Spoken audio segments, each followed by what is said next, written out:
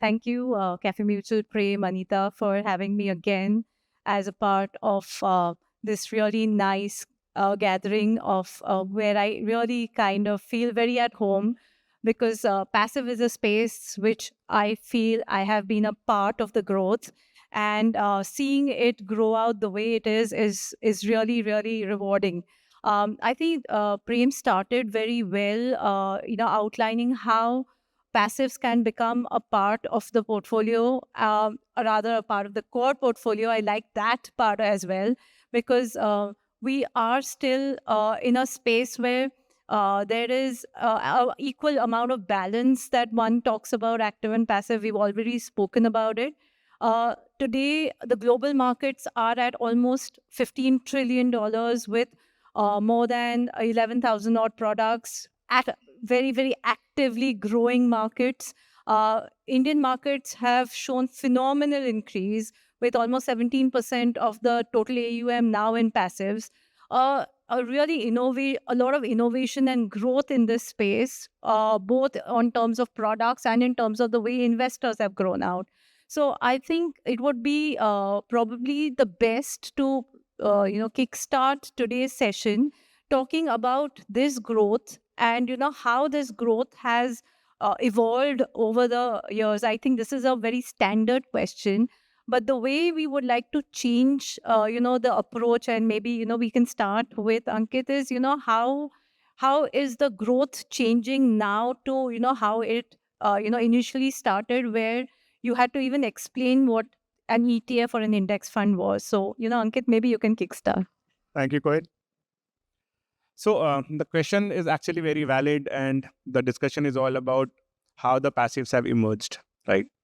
Now, the entire objective of any investor to invest in a mutual fund will always be is to generate returns. Now, what happens is between these investment strategies, there are two categories that exist, which is active and passive. And these are broadly the investment philosophies with which mutual fund exist. When it comes to actively managed strategy, the fund manager, which actually runs the portfolio, creates a story around the market, makes a portfolio around that story. And if that story works, there is alpha. If that story doesn't work, there is no alpha or even negative alpha. Because the entire actively managed strategy actually thrives on the fact that they are alpha generating strategies, which may or may not. So the consistency of performance is the biggest challenge.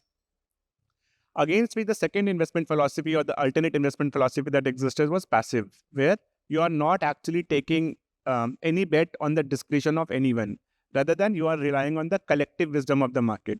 That's how the entire passive emerged globally as well as in India, that you have a defined, disciplined investment process. At the same time, you are also potentially generating returns out of the market that is relying on the collective wisdom of the market.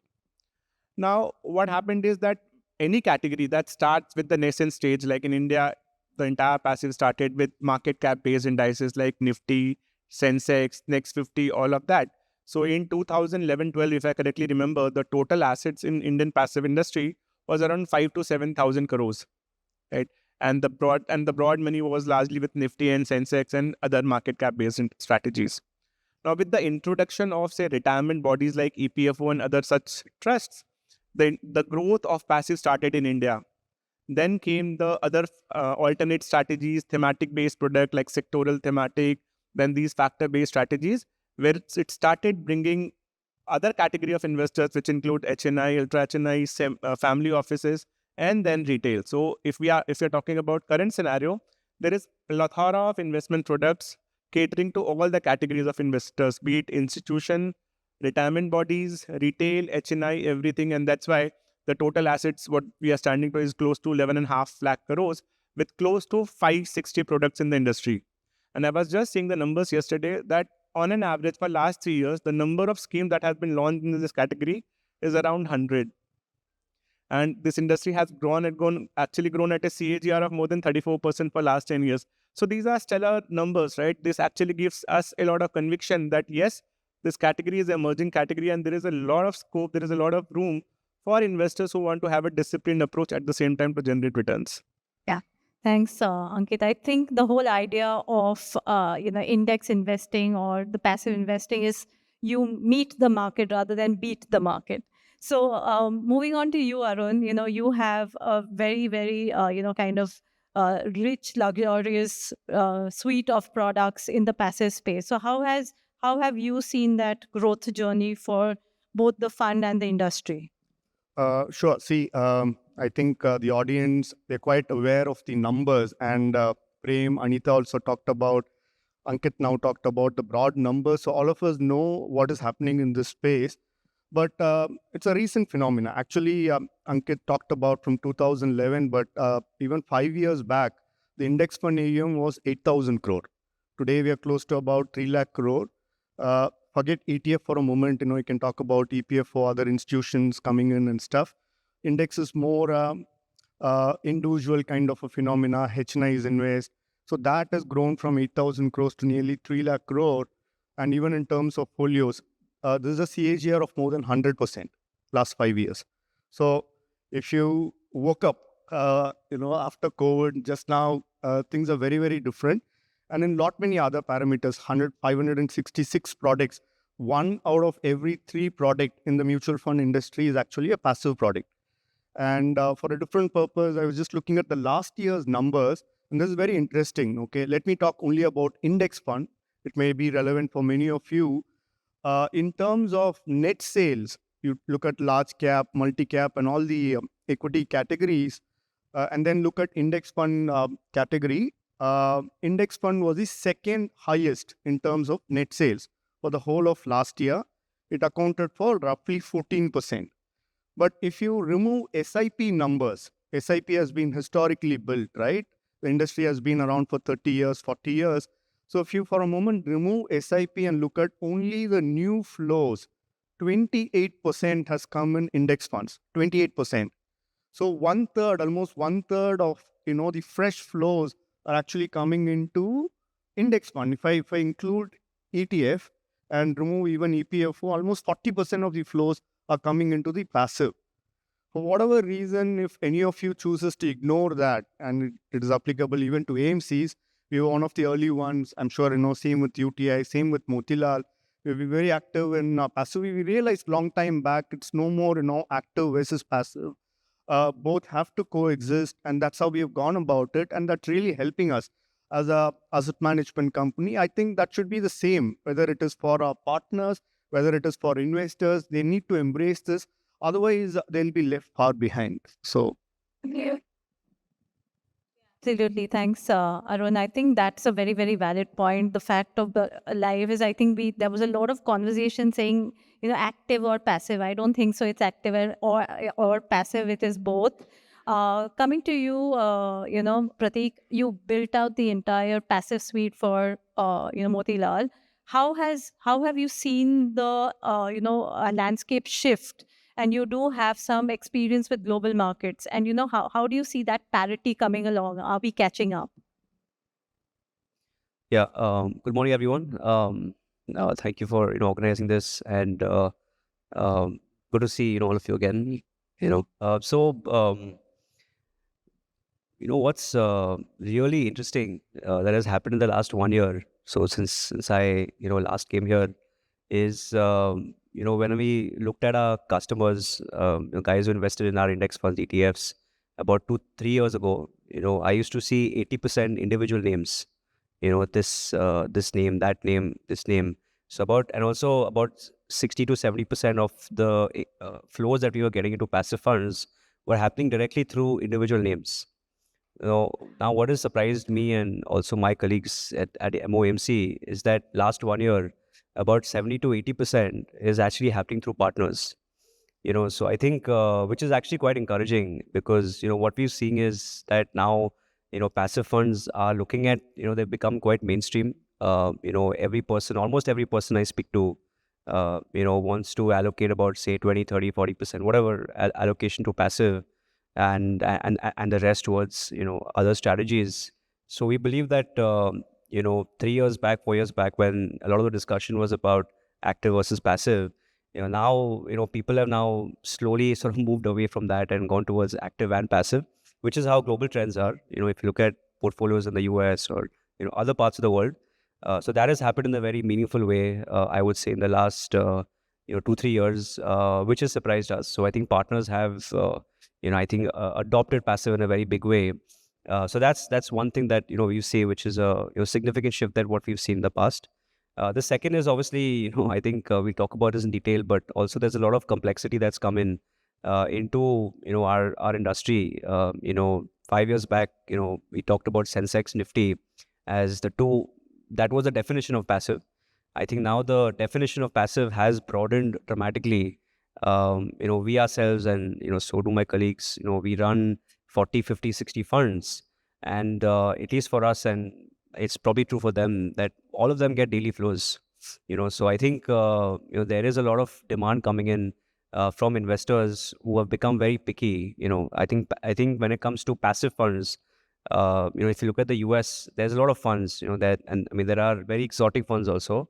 So there is a lot of broad-based demand. It's not only just a Nifty 50 or a Nifty 500 or a mid cap or a small cap. There is, that's a second trend that we've seen, which I think is quite strong. And we believe that investors have become a lot more, I would say, control-centric than they used to be, before.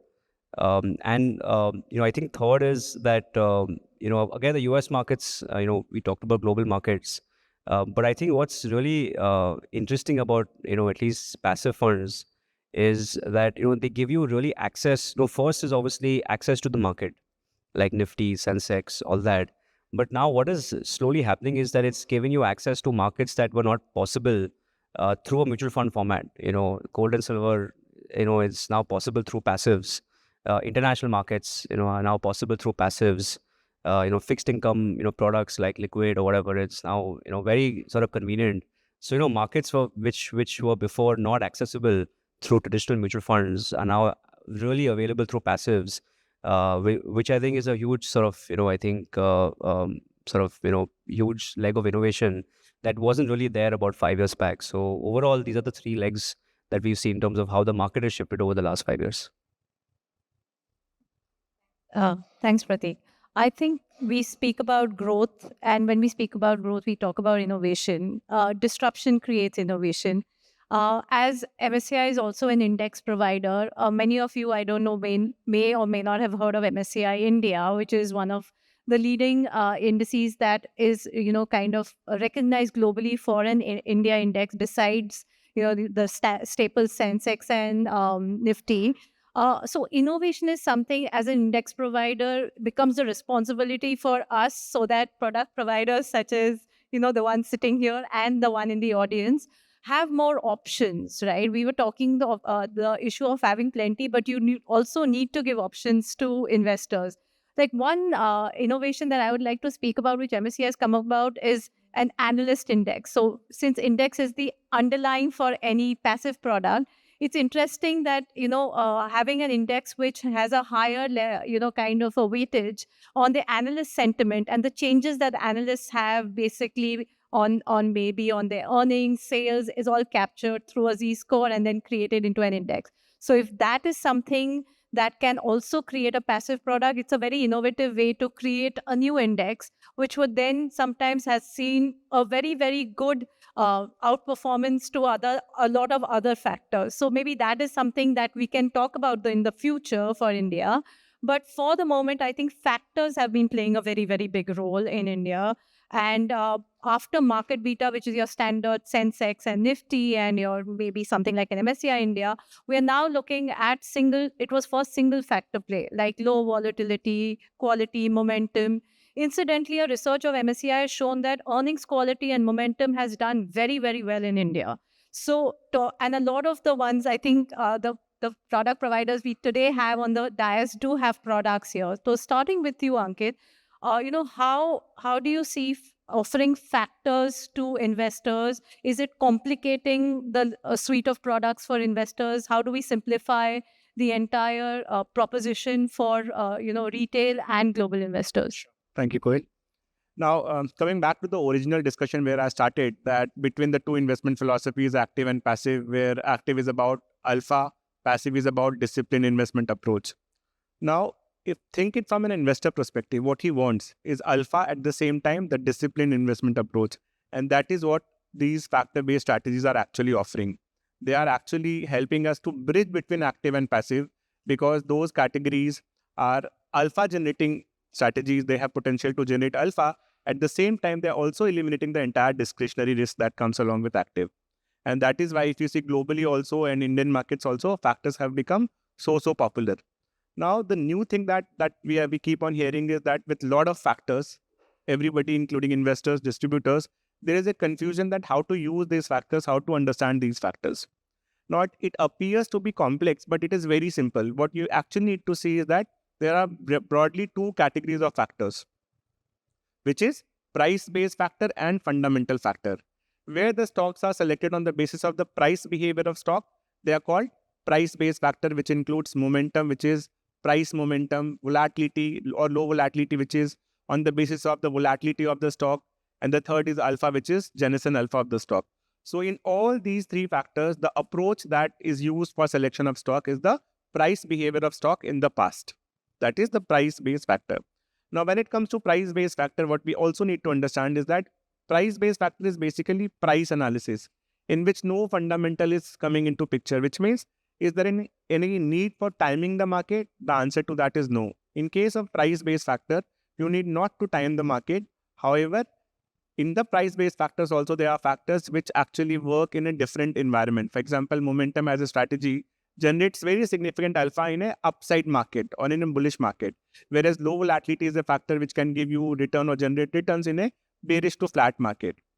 This is about the short-term phenomena, but if we go and check the long-term returns analysis, and of course, these are all back-tested numbers, these factors don't exist for like before 2021, right? So we have just whatever we are showcasing is the back-tested numbers that the index providers have actually provided. So basis the back-testing results, what we can see is momentum on a 5-year rolling returns for almost like 3,700 observations of 5-year, approximately 95% time it has generated better return than Nifty 50, and approximately 99% time it has generated better returns or delivered alpha against Nifty 200, which is the parent index, where the average alpha is close to 6%.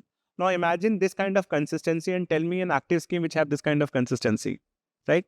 Similarly, if we talk about low volatility, the first thing that comes to our mind is low volatility means you are not taking that risk, right? But in that process, you're also generating return. For example, low volatility in long term, say 5-year rolling returns analysis, also have that more than 90% kind of consistency, both against Nifty 50, Nifty 200.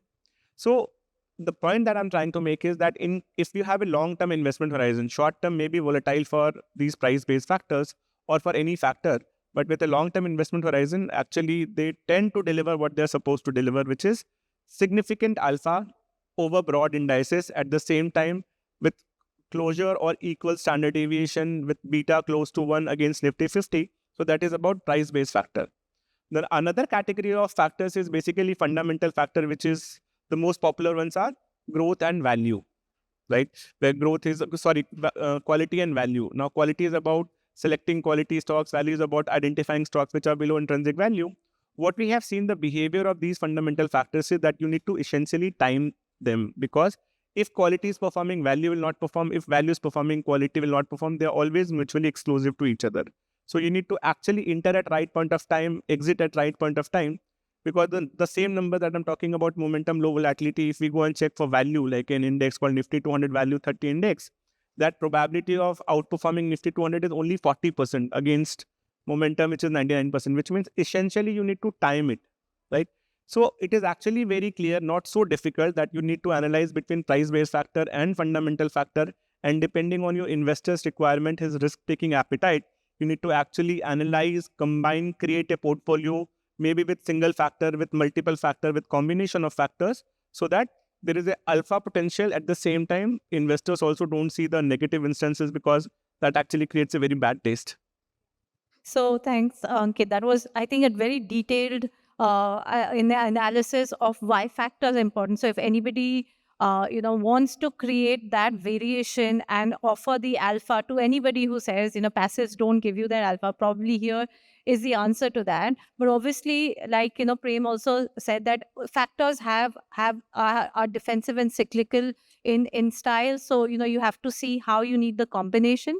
But I will move to, take this to the next step Arun, and ask you on, the challenges. Now, we are getting market beta, we are getting, factor-based indices, but and as the market is growing out, investors and I think advisors are facing challenges in terms of, either selection or execution.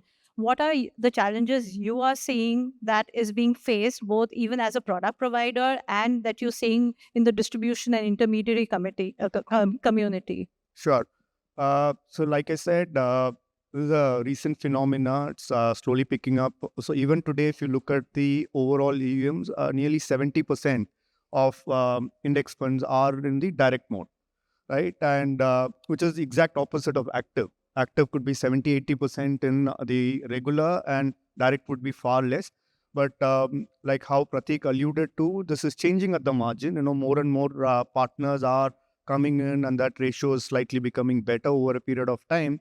But I think, one of the first challenges for all of us to address itself is the mindset issue, right? The active versus passive, and how do I place passive in the portfolio, stuff like that. So a lot of our partners and even investors ask this question, when we do conferences or meetings: how much should I allocate to passive? How much should I allocate to active? It's an absolutely wrong question to start with, right? Rather, you would want to look at the client's actual risk return profile, and look at the product for their uniqueness. Today, in the passive space, there are 157 unique indices on which there are products. 157. Okay, I'm not counting if two AMCs have Nifty, that's two, right? So Nifty, Sensex, then you have a bank, you have consumption, you have defense, you have, all put together, there are 157 unique strategies, far, far higher than in the active. So what is not available here, you may find it here, and you'll be able to. In fact, the industry has come to a stage where active is now trying to copy passive, right? Now you're trying to have active quality, active momentum, low variance kind of funds, right? And all of those things are happening. So therefore, there is a lot of merit to complement. So the first and foremost thing to address would be to change this mindset. So in every interaction, one, we point out, the fast pace at which the passives are growing to show the opportunity. We tell them that, look, there are so many choices for you to, pick funds from, and they can actually complement. And some of them have a very, very different risk return profile, which can, beautifully help you diversify. For example, in large cap and active, you only have one large cap fund, right? Whereas in passive, you have Sensex, you have Nifty, you have Nifty Next 50, you have Sensex Next 30, you have Sensex Next 50. So those are the 5 different, and each of them is very different. You might think that, it is all a part of large cap, but the difference between, let's say, a Sensex Next 30 and a Nifty or a Nifty Next 50 would be very different, right? And therefore, it can help you diversify. So that's the first and foremost thing in my mind. The second is that Prem talked about passives, possibly in many of your minds, as a boring proposition. Actually, it's quite the opposite. In fact, and that's your question, right? Is it becoming complicated? How do I figure out? So please understand that by recommending a passive fund, it is not that you don't have a role to play. It is not that, if I give a passive fund to an investor, what is it that I am bringing to the table? If you give a Nifty vis-a-vis a mid-cap, right, that itself is an active call, right? You are giving that because you think that mid-caps are overvalued, Nifty is better placed, or for that matter, a factor.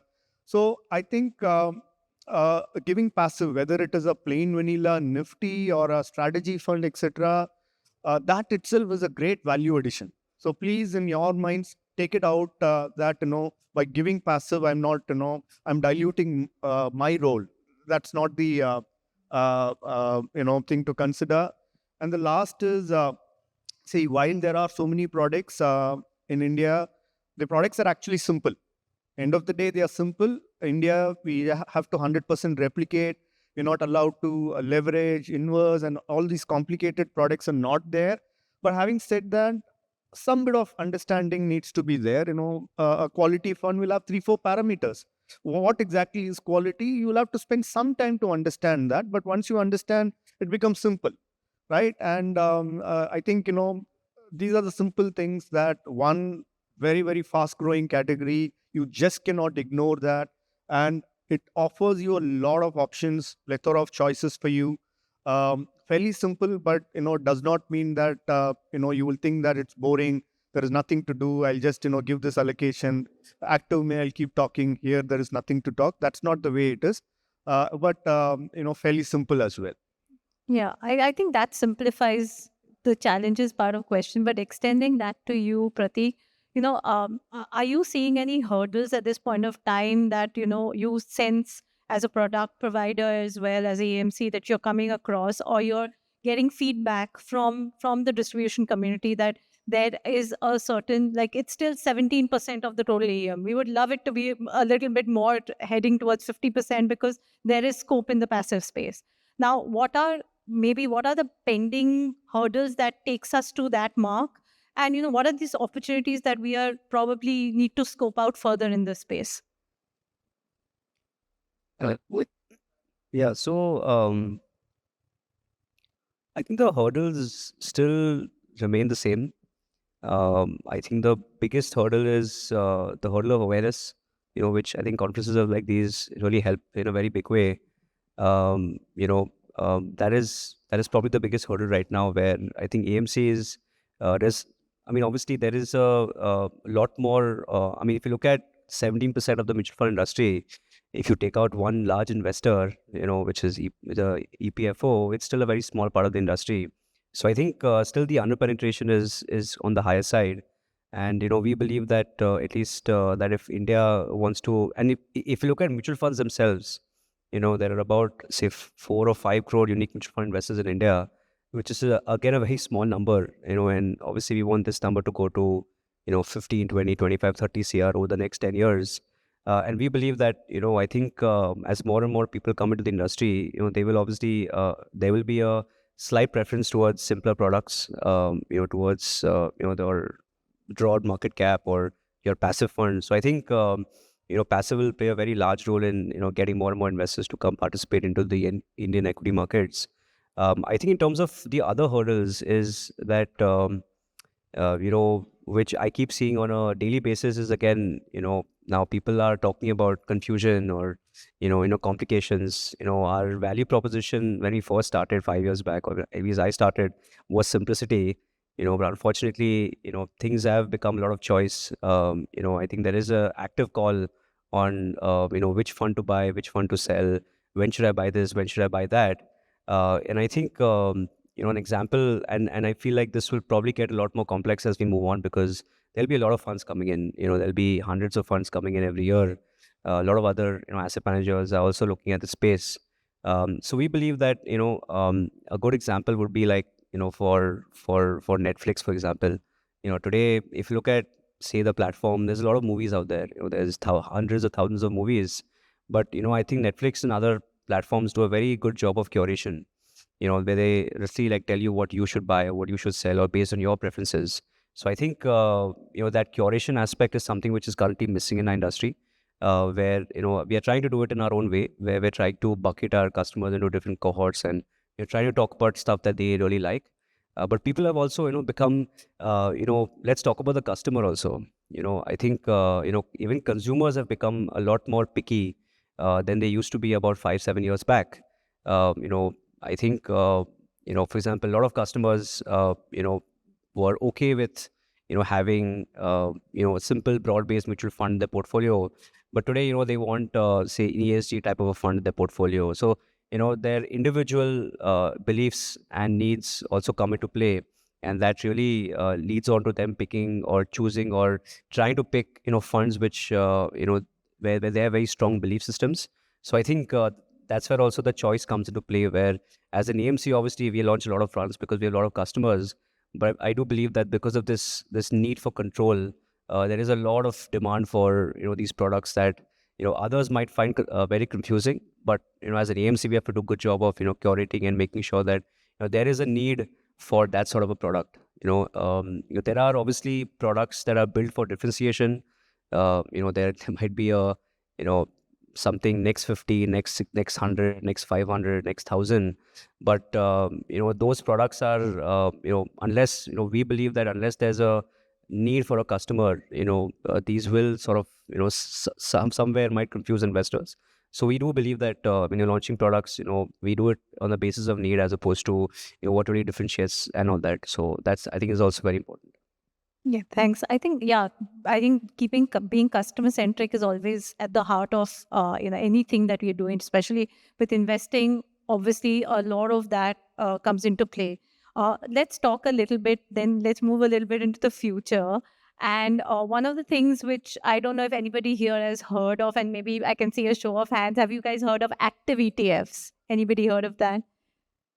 Okay, that's one hand. So, but then let me then talk a little bit of active ETFs. This is something that's obviously a lot of the progress that we saw in India, the movement of passive, we've seen it come from the West. Active ETF is a way where a lot of active mutual funds are converting them into active ETFs. The whole aim of these active ETFs is they try to kind of get a bit of the active play into the passive. They try to beat the benchmark that they are actually following. One of the things in our MSCI research, there is something, if you, any, I mean, given that a large part of you would like to learn about it, there is some research in PMR's Journal of Beta Investment, which talks about this. So if you integrate these active ETFs into your portfolios, there is a chance that it enhances your diversification and it also reduces specific risks.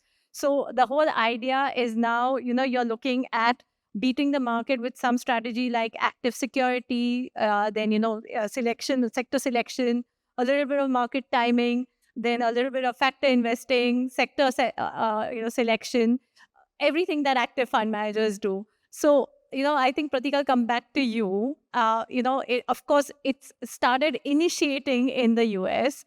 How do you see the future for active ETFs in India? I know there's already people who are confused with so many options, but how about, do you see that shift where active mutual funds will start becoming active ETFs? Yeah, so it's very. I think last year in the US there were more active ETF launches than passive ETF launches. So it's pretty surprising trend. For just I'll give some context for what active ETFs are. Basically, basically if you look at ETFs or index funds, passive funds, their job is to mirror the index, whatever index that may be. When it comes to active ETFs, there is no index. Basically it runs like an actively managed fund, where a fund manager takes a call about which stock to buy, which stock to sell, just like an actively managed fund here.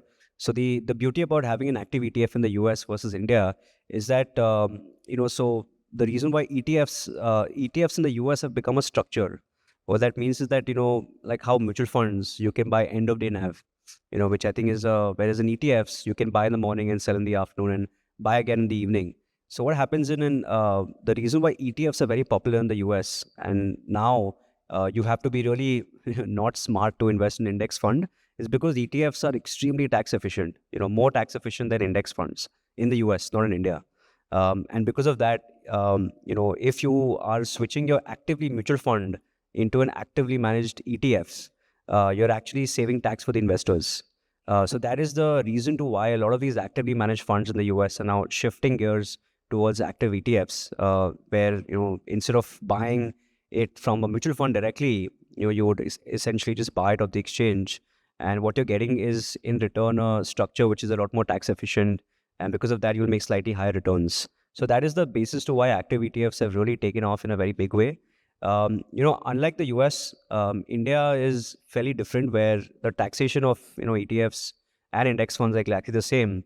So in fact, here there are obviously pros and cons of both, but theoretically they both are very similar in terms of taxation and returns and all of that. It's more to do with convenience more than anything else. So I think that's the debate about active and passive ETFs in the US. In India, to be honest, at least from our experience, index funds are slightly more customer. I mean, we've done surveys also which says that, and where we've interviewed hundreds and thousands of customers, where we've seen that ETFs, index funds tend to be slightly more friendly. You can do SIPs. You don't have to worry about liquidity on the exchange, all of that. But obviously, so I would In our case, I think it's more to do with regulations. Today, than to do with, I think, having active or passive. But it may not be as strong a value proposition here in India than it is in the West.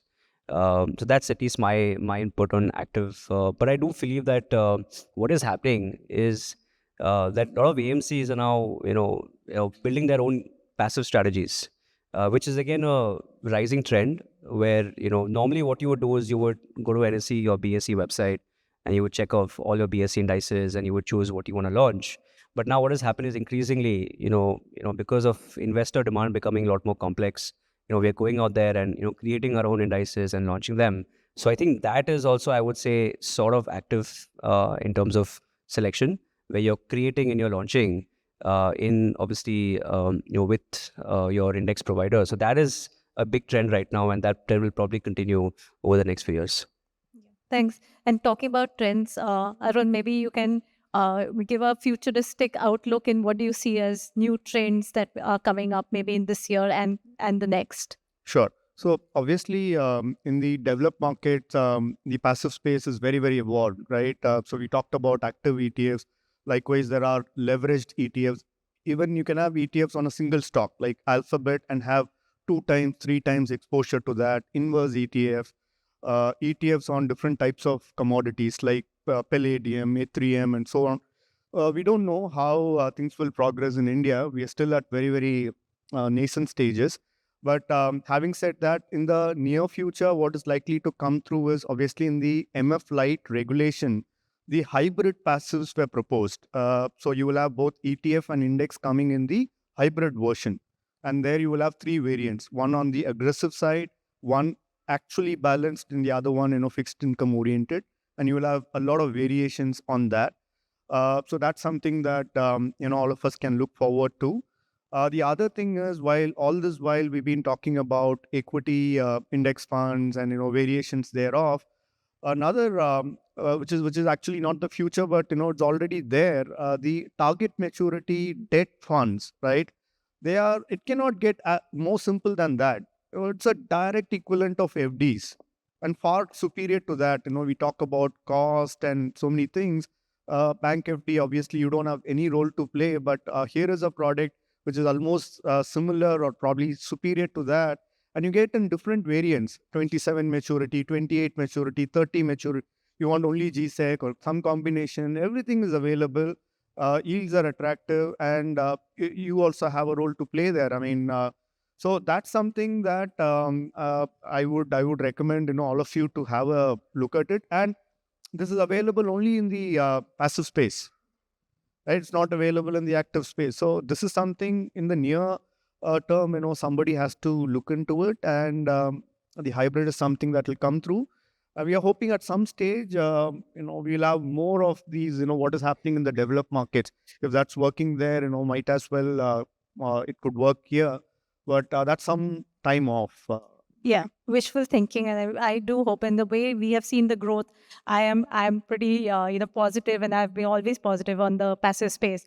Coming to you finally, Ankit, how do you see the conversation changing in the next, maybe Cafemutual passive conference, as we've been seeing it develop from almost people to understanding what passives are to today we're discussing different strategies, we're discussing certain options, the problem of plenty. But now, what do you think the next conversation will be? So, as Prem was also kind of highlighting that in his presentation, is that probably the next conversation is that how passives can be used as core part of the portfolio. It should not be perceived only satellite, because it should be actually based on the investor's requirement, because there are active schemes which are also generating alpha. So the entire perception that passives can only be used as a part of the overall investor's portfolio or only satellite, probably that can be the next discussion, that how actively managed strategies can be kind of replaced with passives. They're already replacing. But again, to the point Arun was making, that we are not in that debate of active versus passive. We always say active and passive, not depending on the investor's requirement, how you want to combine the approach that you want to use is core or satellite for active and passive. That can be the next discussion. The next discussion can also be on the basis of the hybrid category that is coming most probably in the next one and a half year, about various options available in the hybrid space, within passive, because so far only active schemes were catering that category. So of course, as a category, it is evolving, and I always take it an example like a mobile phone. When we started our mobile phone, it was only for calling. Then internet get out added to it. Then we started browsing, accessing emails, playing videos, watching movies. Then multiple option. It is basically the use case that is also happening with passive. As and when we are evolving, the use cases are also keep on evolving, and that will keep on evolving, and that is how we will keep on discussing on the overall passive category. Thank you, thank you, thank you. And I think I'm really, really enriched today. I mean, right from kind of the growth to having the certain options, looking at a little bit on the future, looking at how to sort, how to make this a core part of our portfolio. We have like a minute, and I thought I would definitely like to open up, for question and answers to the audience, because you have access to such an eminent panel. So if there are any questions, I see there are quite a few hands. Maybe we can just take a few questions before we close. So, Ashish, thank you so much for enlightening us regarding the passive side. So, my question to Ankit, especially you and to other panelists also there. You, Prem, sometime back, talked about tracking error and tracking difference when it comes to passive side. So, if we are having like normal index, a simple index like Nifty 50 or broader market, I mean, it is very easy to replicate because any which way we are replicating that. So, when it comes to smart beta strategies, which you rightly talked about, like different like momentum and all everything. So, how you guys as a AMC will be able to maintain that tracking error? Because right now, what I have seen, like UTI, I mean, we have Ankit from UTI here having almost, I think, more than 40% of the share in the active alpha side. I mean, sorry, smart beta strategies side. So right now, the AUM for these funds are less than 10,000 crore. So once this space evolve and we see the numbers on a higher side, Arun has already said that we are already 100% CAGR since last 5 years. So how you'll be able to manage that tracking error? Sure. So if you see, managing tracking error starts from the point when you decide on an index and on a fund. That's why while choosing an index, what we essentially need to see is that how liquid the underlying stocks are.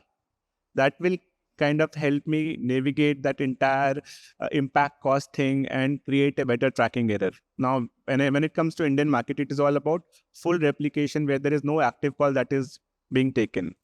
And the way to efficiently manage tracking error is to replicate the portfolio in true essence and the timely coordination of inflows and outflows that keeps on happening on a daily basis, right? Because especially if you talk about index fund, you know that the inflows come from various sources. I mean, there are physical applications, there are online applications, there are applications from different platforms. So as a manufacturer, my essential role is to kind of collate everything and execute the entire transaction within the stipulated time as given by the regulator, right? So as to create a proper replication at all point of time. The second thing is about the corporate action that keeps on happening. Even from a corporate action perspective, the objective is not to take any active call. Whatever mandate that we have been given in terms of full replication will adhere to that only. And that too timely without any active management approach, anything, right? So managing corporate action in the most efficient manner also helps in kind of creating the tracking error to the limited role. Now, having said that, if you see from a plain vanilla market cap based indices, right, be it Nifty index fund or Nifty ETF, the tracking errors are in the range of 2 to 3 basis points, which is much below than our global peers, which started, or of those who started passive like 50 years back. We have started like 10 years back, and we have actually outperformed them in terms of creating a better tracking error, better tracking difference. Even if you talk about these smart beta factor-based strategies, the tracking errors are in the range of 15 to 20 basis points for most of the schemes. This is little higher than market cap-based indices on account of, say, portfolio turnover ratio in smart beta strategies is little on a higher side. But having said that, the objective with which we operate at UTI or all the other players that we have in this panel is that we stick to the mandate, which is no active call, managing it in the most efficient manner, full replication, whatever approach that we can use like SLBM or something to kind of recover for investors' expense. So that tracking error at the same time, tracking difference should also at the minimum.